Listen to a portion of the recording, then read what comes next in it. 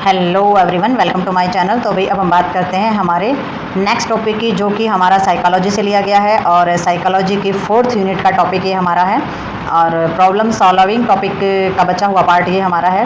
तो इस टॉपिक का नाम है साइंटिफिक मेथड ऑफ प्रॉब्लम सॉल्विंग्स। ठीक है, तो भाई साइंटिफिक मेथड हमारा जो है मतलब वैज्ञानिक जो विधि होती है ना, तो उसके आधार पर हमारा जो रहता है। तो इसमें जो हमारे रिसर्चर हैं उनका नाम भी साथ में दिया गया है, जिनके वैज्ञानिक विधि के जो है समस्या का समाधान करने के लिए जो हमारी वैज्ञानिक विधि अपनाई जाती है, मेथड्स अपनाए जाते हैं। तो हमारे जॉन डेवी जो हमारे रिसर्चर हैं उनके आधार पर ये हमारा दिया गया है। तो जॉन डेवी ने जो भी मनोवैज्ञानिक विधि बताई है समस्या का समाधान करने के लिए, उनके बारे में हम जानेंगे इसमें। तो भी सबसे पहली जो इन्होंने विधि बताई है, सबसे पहला जो मेथड हमें बताया है वो बताया है रिकॉग्नाइज द प्रॉब्लम। तो भी सबसे पहले हम समस्या का समाधान तो हम जब करेंगे ना, जब उसको रिकॉग्नाइज कर पाएंगे, यानी कि उसको पहचान पाएंगे। तो सबसे पहले हमने क्या करना है, समस्या को पहचानना है। भी प्रॉब्लम्स जो है वो है क्या। It is quite possible to have a problems and not be aware of it specially in it early stage. तो भी इन्होंने बताया है कि भाई ये इट इज़ क्वाइट पॉसिबल, तो भी यह संभव है, मतलब कि संभव है कि to have problem and not be aware, कि भाई कोई जो समस्या होती है, कोई समस्या हो और आपको उसके बारे में पता ना हो। मतलब संभव है कि भाई कोई समस्या हो और आपको उसके बारे में अलर्ट ही ना हो, आपको पता ही ना हो कि भाई ये समस्या है। ठीक है, aware of it specially is it early stage. ठीक है, खासकर उसका जो शुरुआती दौर होता है उसके बारे में, हेल्थ की ही समझ लो आप, कि भाई आपको पता है, मतलब संभव हो सकता है कि भाई कोई आपकी हेल्थ प्रॉब्लम जो स्टार्ट होनी है, आपको उसके बारे में अवेयर ही ना हो, आपको पता ही ना हो। जैसे कि कैंसर जैसी जो चीज़ें होती हैं, उनकी पहली स्टेज में किसी भी पेशेंट को पता ही नहीं चलता है कि उसे इस प्रकार की कोई प्रॉब्लम है।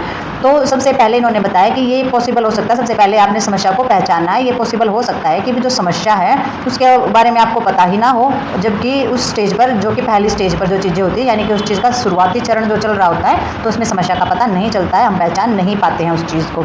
ठीक है, तो सबसे पहले रिकॉग्नाइज द प्रॉब्लम, यानी कि समस्या को पहचाना जाना चाहिए। ठीक है, नेक्स्ट हमारा इसमें आ जाता है डिफाइन द प्रॉब्लम। तो भी सबसे पहले समस्या को फिर आप परिभाषित कैसे करो, कैसे बताओगे कि ये समस्या है। अगर आपको से कोई पूछे कि भाई क्या प्रॉब्लम है, तो कैसे बोल करके आप उसको बताओगे। तो डिफाइन किया जाना चाहिए, परिभाषित किया जाना चाहिए। To state of the exactly what this problems, it identifying the problems this definite terms. तो इन्होंने बताया है कि भी जो समस्या है ना, समस्या को परिभाषित जब हम करते हैं तो मतलब कि टू स्टेट एग्जैक्टली, तो अभी उसका मतलब कि ये बताना कि भी जो समस्या हमारी है वो वास्तव में क्या है। एग्जैक्ट व्हाट दिस प्रॉब्लम, की भी जो समस्या है वो वास्तव में है क्या, क्या समस्या है। ठीक है, आइडेंटिफाइंग द प्रॉब्लम्स, यानी कि समस्या को निश्चित शब्दों में पहचानना। आइडेंटिफाइड यानी कि डेफिनेट टर्म्स यानी कि जो हमारे निश्चित शब्द होते हैं उनमें समस्या को पहचानना, आइडेंटिफाई करना। ठीक है, मतलब कि एक्यूरेट हमारी प्रॉब्लम्स का पता करना और फिर उनको शब्दों में जो है निश्चित शब्दों में पहचानना उसको, तो वो हमारी क्या हो जाती है, उस प्रॉब्लम्स को डिफाइन करना हो जाता है। ठीक है, जैसे कि कोई भी परिभाषा होती है, किसी भी चीज़ की परिभाषा के बारे में, परिभाषा हर चीज़ की बनाई जाती है और वो परिभाषा किस तरीके से होती है, परिभाषा इस तरीके से होती है कि भी जो एग्जैक्टली प्रॉब्लम्स के बारे में ही हमारी जो बताई जाती है उसको आइडेंटिफाई करके, तो वो हमारा क्या हो जाता है, डेफिनेट टर्म्स को ही उसमें आइडेंटिफाई किया जाता है प्रॉब्लम्स को, और तभी उसकी जो परिभाषा होती है, जो डेफिनेशन होती है, वो हमारी बोली जाती है। नेक्स्ट पॉइंट इसके अंदर आ जाता है, हमारा मेथड आता है कलेक्टिंग रेलेवेंट इंफॉर्मेशन डाटा। तो भाई आपने कौन सा डाटा कलेक्ट करना है, इंफॉर्मेशन डाटा हमारा ये रहेगा, ये आपने इकट्ठा करना है, यानी कि रेलेवेंट इंफॉर्मेशन डाटा इकट्ठा करना है। रेलेवेंट हमारा होता है जिस भी समस्या पर हम सोच विचार कर रहे हैं ना, जिसके बारे में जिक्र चल रहा है हमारा, जिस पर हम सोच विचार कर रहे हैं, उसके बारे में इंफॉर्मेशन डाटा जो है वो आपने कलेक्ट करना है। यानी कि उस टाइम के लिए जिस समस्या के बारे में आप सोच रहे हो वो हमारा जो होता है रेलेवेंट डाटा हमारा बोला जाता है। तो from of a possible sources that bring on the problems. तो भाई इन्होंने बताया है कि जो समस्या जो होती है ना, समस्या से संबंधित सभी हमारे जो स्रोत होते हैं, यानी कि ऐसे स्रोत जो कि एक पॉसिबल हों।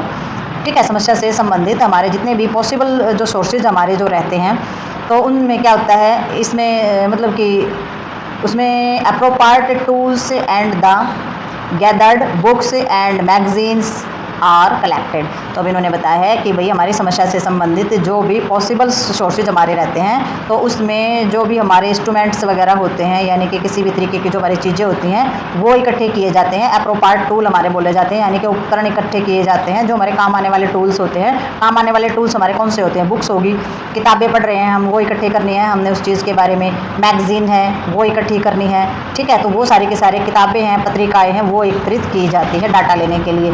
अब इसमें किताबें और मैगजीन से संबंधित क्या है, उसमें सारी की सारी उससे रिलेटेड जो है इंफॉर्मेशन मिलेगी। रजिस्टर जो होते हैं वो सारी चीज़ों से संबंधित डाटा जो होता है वो हम इसमें से कलेक्ट कर पाते हैं, ठीक है। तो उसमें जो भी हमारे सोच विचार चल रहे हैं या फिर जो भी हम इंफॉर्मेशन जो डाटा हमने कलेक्ट करना तो उससे संबंधित हम बुक्स पढ़ेंगे, उनसे संबंधित जो भी हमारी बुक्स होती है, जैसे हमने किसी भी तरीके से हमने कोई आध्यात्मिक इशू है या फिर किसी ऐसी बीमारी से संबंधित कोई चीज़ है तो हम गूगल पे देखें, बुक्स में देखें, मैगजीन में पढ़ें, कहीं से भी हम उस चीज़ का जो डाटा होता है वो कलेक्ट करते हैं। रिलेवेंट इंफॉर्मेशन डाटा कलेक्टिंग इसको बोला जाता है, ठीक है। तो उसमें क्या करेंगे, हमारे जितने भी अप्रोप्रिएट टूल्स हैं उनकी वजह से, बुक्स है, मैगजीन्स है या कुछ भी हमारी सोशल मीडिया, उस पर से हम क्या करेंगे, डाटा कलेक्ट करने की कोशिश करेंगे। तो ये भी हमारा साइंटिफिक मेथड होता है प्रॉब्लम्स को सोल्व करने का, उसको समझने का। तो नेक्स्ट देखते हैं इसमें हम। तो अभी नेक्स्ट हमारा पॉइंट 4 इसके अंदर आ जाता है। तो पॉइंट 4 में दिया गया है फार्मूलेशन ऑफ द हाइपोथेसिस और पॉसिबल सॉल्यूशन, ठीक है। तो वही हाइपोथेसिस हो जाता है हमारी जो परिकल्पना होती है, तो उसमें जितने भी हमारे पॉसिबल जितने भी समाधान होते हैं वो सारी की सारी चीज़ें इसके अंदर होती हैं। तो इन्होंने बताया है once try of things of the various possibilities for the solution of problem in the light of information and once upon experience. तो अब इन्होंने बताया है कि कोई भी इंसान जो है try to thinks of various possibilities, कोई भी इंसान है जिसके पास क्या है, जानकारी है, किसी भी प्रकार की जानकारी है या फिर उसके अपने एक्सपीरियंस के आधार पर समस्याओं का समाधान करने की अलग अलग पॉसिबिलिटीज़ होती हैं, ठीक है। अपने एक्सपीरियंस के आधार पर, इंफॉर्मेशंस के आधार पर समस्या के समाधान करने की अलग अलग पॉसिबिलिटीज़ जो है वो हमारी पाई जाती हैं, ठीक है। और पॉसिबिलिटी अगर उसके पास होती हैं तो उन पर क्या होता है, उन पर जो भी संभावनाएं होती हैं उन पर वो विचार भी करेगा और फिर उन पर प्रयास करेगा, लेकिन होती उसके अनुभव और उसकी सारी की सारी जो इन्फॉर्मेशन होती है उसी के आधार पर भी, ठीक है, उसी के आधार पर वो विचार करेगा और उसी के आधार पर प्रयास करेगा प्रॉब्लम्स को सोल्व करने का। Intelligence and other cognitive ability also help in the formulations of the appropriate hypothesis. तो भी इंटेलिजेंस जो होती है यानी कि जो बुद्धि जो होती है ना, बुद्धि और जो हमारी कॉग्निटिव यानी कि जो संज्ञात्मक जो भी हमारी एबिलिटीज़ होती है यानी क्षमताएं होती हैं किसी के अंदर भी, तो वो क्या करती हैं, आल्सो हेल्प द फॉर्मुलेशंस, तो वो बहुत ज़्यादा मदद करती हैं फार्मूलेशन में ऑफ द अप्रोप्रिएट हाइपोथेसिस। तो परिकल्पना के अंदर वो बहुत ही अच्छे तरीके से हेल्प करती है, ठीक है। फार्मूलेशन करने, फार्मूलेशन यानी किसी भी तरीके का फार्मूला बनाना या उसका निरूपण बोल देते हैं, निरूपण इन द सेंस कि उसका पूरा का पूरा फार्मूला जो है वो तैयार करने में, किसी तरीके की परिकल्पना अगर हम कर रहे हैं यानी कि हाइपोथेसिस अगर हम कर रहे हैं तो उसके फॉर्मूलेशंस में हमारी जो बुद्धि होती है और संज्ञात्मक जो हमारी जो सारी की सारी एबिलिटीज़ होती है वो बहुत ज़्यादा मदद करती हैं, ठीक है। तो इससे आपका इंटेलिजेंट होना भी ज़रूरी है और चीज़ों के बारे में, कॉग्निटिव जो साइकोलॉजी होती है उसके बारे में जानना भी ज़रूरी होता है। ये संज्ञात्मक हमारी रहती है, सबसे पहले यही आती है साइकोलॉजी के अंदर, कॉग्निटिव चीज़ें, ठीक है। नेक्स्ट हमारा आ जाता है पॉइंट 5। तो पॉइंट 5 के अंदर मेथड आता है evolutions of the hypothesis for the possible solutions. तो भी नंबर 5 में इन्होंने बताया कि भाई जो भी हमारे पॉसिबल सॉल्यूशंस होते हैं उनमें परिकल्पना जो भी हमारी जो चीज़ें हैं उसमें उनका एवोल्यूशन किया जाएगा, मूल्यांकन किया जाएगा। इसमें क्या किया गया, फॉर्मुलेशन किया गया, निरूपण कर दिया गया है, इसमें मूल्यांकन किया जाएगा चीज़ों का। तो मूल्यांकन किस तरीके से किया जाना चाहिए, we put into practice the course of action we have chosen as the most appropriate and verify is the rightness by the result और कंक्लूजन। तो भाई इन्होंने बताया है वी पुट इनटू यानी कि हम सब जो है क्या करते हैं, practice the course of action. तो हम सब जो है बहुत ही सही समझेगी जो भी हमारा प्रोसेस होता है ना काम करने का, प्रैक्टिस ऑफ कोर्स होता है, तो समझेगी जितने भी हमारे काम करने की जो चीज़ें होती है उनको व्यवहार में लाते हैं, ठीक है।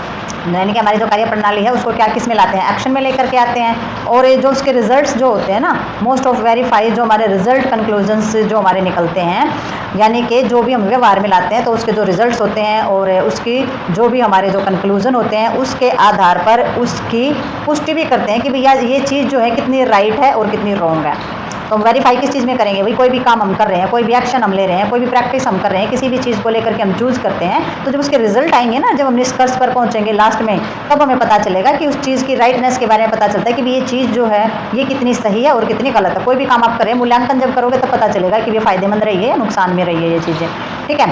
All tentative solutions should be closely analysed and the evaluated. तो भाई इन्होंने बोला है कि भाई जो भी हमारे जो सॉल्यूशंस होते हैं सोल्यूशन इन द सेंस कि जो भी हमारे जो समस्याओं के जो समाधान होते हैं उन पर एनालाइज करना और मूल्यांकन करना बहुत ज़्यादा ज़रूरी होता है। अगर आप एनालाइज नहीं कर रहे हो, उस चीज़ के बारे में पूरा एग्जामिनेशन नहीं कर रहे हो, एवुलेटेड नहीं कर रहे हो, यानी कि मूल्यांकन नहीं कर रहे हो, तो क्या होगा, जो हमारा जो चीज़ें हैं वो सही तरीके से निखर कर सामने नहीं आएंगी और समस्या का या किसी भी प्रॉब्लम्स का अच्छे से पता नहीं चलेगा, तो समाधान भी अच्छे से नहीं होगा। तो इसलिए ये जो है ज़रूर किया जाना चाहिए।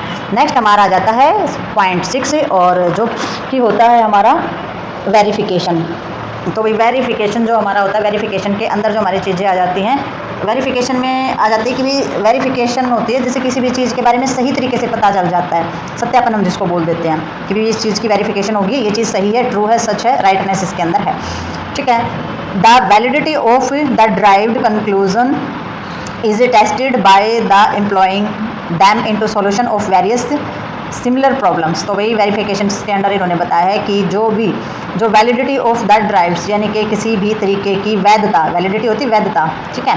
तो वैलिडिटी का मतलब होता है कोई भी चीज़ वैलिड होती है तो कब तक मतलब उसकी वैल्यू है, तो वो वैलिडिटी के अंदर इसमें आ जाता है। तो जो चीज़ें हमें प्राप्त होती हैं, यानी कि जो कंक्लूज़न जो हमें प्राप्त होता है वैधता, और जो हमारा किसी भी तरीके के टेस्ट किया जाता है अलग, जो हमारे उसके समान जितनी भी हमारी जो प्रॉब्लम्स है उनके हल के लिए, उनका उपयोग करने के लिए किया जाता है, किसी भी समस्या के समाधान के लिए उसका उपयोग जो है वो किया जाता है। कोई भी वेरिफिकेशन हमारी क्यों की जाती है, वेरिफिकेशंस करने का यही मतलब होता है हमारा कि भाई कोई भी हमारा कंक्लूजन है, कोई भी निष्कर्ष हमने किसी चीज़ पे निकाला है, किसी चीज़ का परीक्षण हुआ है, ठीक है, तो employing then the solution of various similar problems. तो उसमें क्या हो जाता है, कोई भी हमारा कंक्लूजन है या फिर वैधता है या फिर किसी तरीके का परीक्षण है, वो उसके समान ही जो हमारी और प्रॉब्लम आएंगी ना, तो उनकी भी समस्या का समाधान जो है वो हमारा निकाला जा सकता है। तो वेरिफिकेशन हम करते हैं कि भाई ये जो हमने काम किया हमारा बिल्कुल सही गया है, तो इसी तरीके की अगर कोई और समस्या हमारी आ जाती है तो उसका भी समाधान हम इसी तरीके से सही तरीके से हम निकाल सकते हैं। ठीक है। तो वही नेक्स्ट हमारा इसके अंदर आ जाएगा, if they are found suitable in solving this problems they are accepted for the correct situations also. ठीक है। तो if they are found situation, तो इसमें क्या रहेगा, जो हमारी सिचुएशन जो हमारी होती है, अगर किसी प्रकार की समस्या को हल करने के लिए, यानी कि कोई भी समस्या है और उसको हल करने के लिए कोई भी चीज़ हमारी है वो सही है, सॉल्विंग दिस प्रॉब्लम्स एबल, ठीक है, दे फाउंड सुटेबल। तो सुटेबल कौन सी होती है, जो उपयुक्त होती है, सही होती है, उचित हमारी होती है।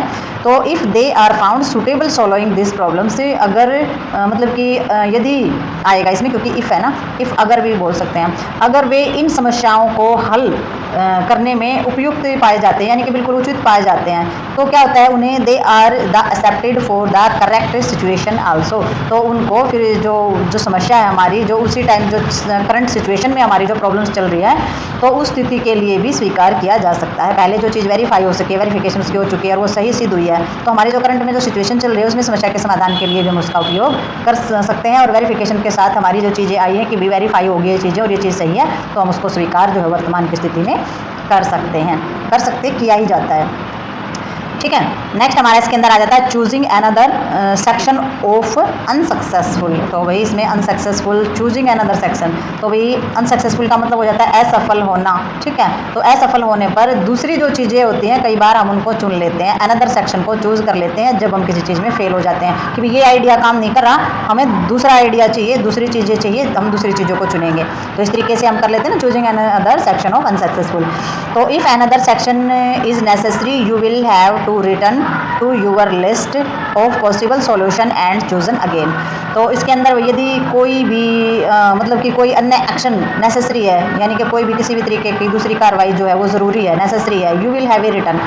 तो आपको जितने भी हमारे जो समाधान है, यानी कि जितने भी हमारे जो पॉसिबल सॉल्यूशन है, ठीक है, तो जितने भी हमारे पॉसिबल सॉल्यूशन है, तो उनकी क्या करेंगे आप, उनकी क्या बनाएंगे, उनकी एक प्रकार से हम लिस्ट बनाएंगे। ठीक है। तो एक प्रकार से लिस्ट बनाएंगे और जो हमारी लिस्ट है उसमें वापस जाना होगा और फिर से उनका चयन करना होगा, यानी कि जो भी हमारी जो समस्या का समाधान की जो हमने लिस्ट बना रखी है ना, अगर हम अनसक्सेसफुल हो जाते हैं तो उस लिस्ट में दोबारा जाएंगे, यानी कि 3-4 आइडिया हमने सोच के रखे हैं किसी समस्या के समाधान के लिए, एक आइडिया काम नहीं कर रहा है, तो दूसरे जो आइडिया सोचे फिर हम दोबारा से पीछे वहाँ मुड़ करके जाते हैं, अरे वो आइडिया ना वो ठीक रहेगा, हम उसके बारे में उसको ट्राई करके देखते हैं। ठीक है। तो इसलिए choosing another section of unsuccessful, तो भाई जब हम किसी चीज़ में असफल हो जाते हैं तो पिछले जो हमारे आइडियाज़ होते हैं हम उनको जो है चुनते हैं समस्या के समाधान के लिए, वापस जाकर हम देखते हैं अपनी लिस्ट को कि हमने कौन कौन से आइडियाज़ इसमें इस्तेमाल करने थे, कौन कौन से मेथड इस्तेमाल करने थे, तो हम दोबारा से उनमें से कोई और आइडिया चूज़ कर लेते हैं और कोई अनदर सेक्शन को चुन लेते हैं। ठीक है। तो भाई नेक्स्ट देखते हैं इसके बारे में हम तो भी नेक्स्ट हमारा आ जाता है फैक्टर अफेक्टिंग प्रॉब्लम सॉल्विंग। तो भी फैक्टर अफेक्टिंग प्रॉब्लम सॉल्विंग के अंदर हमारा आ जाता है कि भाई ऐसे फैक्टर जो कि हमारी जो प्रॉब्लम्स है उस प्रॉब्लम सॉल्व करने के लिए मतलब कि बहुत ज़्यादा इफेक्ट डालते हैं। अभी हमारी समस्या का समाधान जो होता है ना उसको बहुत ज़्यादा मात्रा में प्रभावित करने वाले जितने भी फैक्टर होते हैं उनके बारे में हम इसमें बात करेंगे। तो उसमें कौन कौन से फैक्टर होते हैं? सबसे पहला फैक्टर होता है साइज ऑफ प्रॉब्लम। सबसे पहले होता है भी जो हमारी समस्या है उसका साइज़ कितना, भी समस्या ही बहुत बड़ी है या फिर छोटी मोटी समस्या है या फिर समस्या इतनी बड़ी है कि उसका समाधान निकालने में या तो समय ज़्यादा लग रहा है, एफर्ट ज़्यादा लग रहे हैं और या फिर उसका समस्या का समाधान ही नहीं मिल रहा है। ठीक है, तो हमारी साइज ऑफ प्रॉब्लम्स देखी जाती है कि भाई जो समस्या है वो कितनी बड़ी समस्या है, छोटी है। फिर हमारी उसके अंदर देखी जाती है कॉम्प्लेक्सिटी ऑफ प्रॉब्लम्स देखी जाती है, अभी समस्या जो है वो साधारण है या फिर बहुत ज़्यादा जटिल है। ठीक है, तो समस्या का साइज भी देखा जाता है और समस्या जो है ये भी देखा जाता है कि धर्म संकट भी एक तरीके का हो सकता है, अभी समस्या कितनी जटिल है, इस समस्या का समाधान कैसे किया जाए। ठीक है, तो ये हमारी उसकी जटिलता आ जाती है कि जो समस्या सरल है या बहुत ज़्यादा जटिल है। नेक्स्ट हमारा आ जाता है स्ट्रक्चर्स ऑफ प्रॉब्लम। तो वही समस्या की जो है संरचना भी देखी जाती है, अभी जो समस्या है वो किस तरीके का ढांचा उसका बना हुआ है, किस तरीके को इसको सॉल्व किया जाए, किस तरीके की प्लानिंग की जाए, वो चीज़ें उनके लिए रहती हैं। तो समस्या का स्ट्रक्चर्स भी देखा जाता है, उसका ढांचा भी देखा जाता है। Motive of solution Sikar. ठीक है, तो मोटिव ऑफ सोल्यूशन सीकर का मतलब हो जाता है कि समाधान चाहने वालों का उद्देश्य क्या है। सोल्यूशन सीकर क्या होते हैं? जो सोल्यूशन को चाहते हैं, तो उनका उद्देश्य क्या है, इस चीज़ का सोल्यूशन अगर वो चाह रहे हैं तो भाई उनका उद्देश्य क्या है, उनका लक्ष्य क्या है, क्यों चाह रहे हैं, उसका सोल्यूशन चाह करके उनका क्या उद्देश्य है इस चीज़ के पीछे। ठीक है, तो ये चीज़ें भी हमारी अफेक्ट करती है। और नेक्स्ट आ जाती है नंबर 5। नंबर 5 के अंदर हमारी आ जाती है how extensive is the process of problem solving. ठीक है, तो नंबर 5 में इन्होंने बताया कि जो हमारी जो प्रॉब्लम यानी कि जो समस्या का जो समाधान है ना, समस्या के समाधान का जो भी हमारा जो प्रोसेस है वो कितना एक्सटेंसिव है, यानी कि कितना फैला हुआ है। यानी कि एक छोटी मोटी समस्या, यानी कि एक घर में ही कुछ प्रॉब्लम्स हो गई है तो घर वालों को ही पता है, एक समस्या इतनी है कि भी सारी दुनिया को पता चल गया तो फिर वो बहुत ज़्यादा बड़ी बात हो जाती है। तो इसका मतलब उसकी ये देखा जाता है कि भी जो समस्या वो कितनी व्यापक है। समस्या का समाधान अपने फैमिली लेवल पे कर रहे हैं या फिर स्टेट लेवल पे कर रहे हैं या फिर कंट्री लेवल पे कर रहे हैं या फिर वर्ल्ड लेवल की समस्या। तो समस्या जो है वो इस तरीके से हमारी देखी जाती है कि भी जो समस्या का समाधान है उसका प्रोसेस जो है वो किस लेवल पे है। ठीक है, नेक्स्ट हमारा इसमें देखा जाता है previous experience and the practice of the person solving the problems. तो नेक्स्ट 6 पॉइंट्स के अंदर इन्होंने दिया कि भी जो समस्या का जो समाधान करने वाले जो भी लोग होते हैं ना, जो भी पर्सन होता है समस्या का समाधान करने वाले, तो वो अपने पहले का क्या करेंगे, पहले का जितना भी उसका एक्सपीरियंस है, जो भी उसने प्रैक्टिस की है यानी कि अभ्यास किया है तो वो सारा का सारा जो है वो उसके अंदर उसका होता है। ठीक है, तो समस्या का समाधान करने वाले इंसान का पहले का अनुभव और अभ्यास पूरा का पूरा उसके अंदर काम करेगा कि भाई उसे कितना अभ्यास है और कितना उसको एक्सपीरियंस है अपने काम को लेकर के।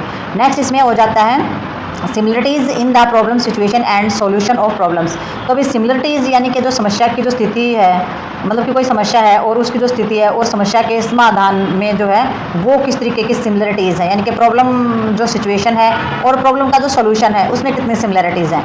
ठीक है, यानी कि प्रॉब्लम्स का सोल्यूशन ये है और प्रॉब्लम्स की सिचुएशन क्या सिमिलरिटी है तो बहुत जल्दी से आसानी से प्रॉब्लम सॉल्व हो सकते हैं। सिमिलरिटीज़ नहीं है तो बहुत ही समस्या जो है वो गंभीर हमारी हो सकती है। तो ये हमारी जो है समानताएं जो है, सिमिलरिटीज़ जो है ये भी देखी जाती है कि भी जो सिचुएशन है उसके हिसाब से प्रॉब्लम्स का सोल्यूशन जो है वो निकाला जा सकता है या फिर नहीं निकाला जा सकता है। तो ये जो हमारा टॉपिक है जो भी चला हुआ था लर्निंग का जो हमारा टॉपिक था और ये हमारी यूनिट 4 थी जिसका नाम था लर्निंग। तो ये हमारी जो यूनिट 4 है ये यहीं पर कंप्लीट हो चुकी है। तो इसमें पूरा का पूरा जो लर्निंग जो हमारी यूनिट है इसमें बहुत सारे टॉपिक हमारे रहे हैं और बहुत सारे टॉपिक हैं। तो इसके अंदर सारे के सारे टॉपिक इंपॉर्टेंट हैं, इनमें से कोई भी एग्जाम के अंदर आ सकता है। साइकोलॉजी के टॉपिक क्या सभी टॉपिक इंपॉर्टेंट होते हैं अपनी जगह पे। तो इसमें जो आपको सारा का सारा जो टॉपिक समझाया गया है आई होप आपको पूरा का पूरा इसमें समझ में आ गया होगा। तो अब हम मिलते हैं आपको next video, next topic and next unit के साथ। तब तक के लिए like share subscribe and comments ज़रूर।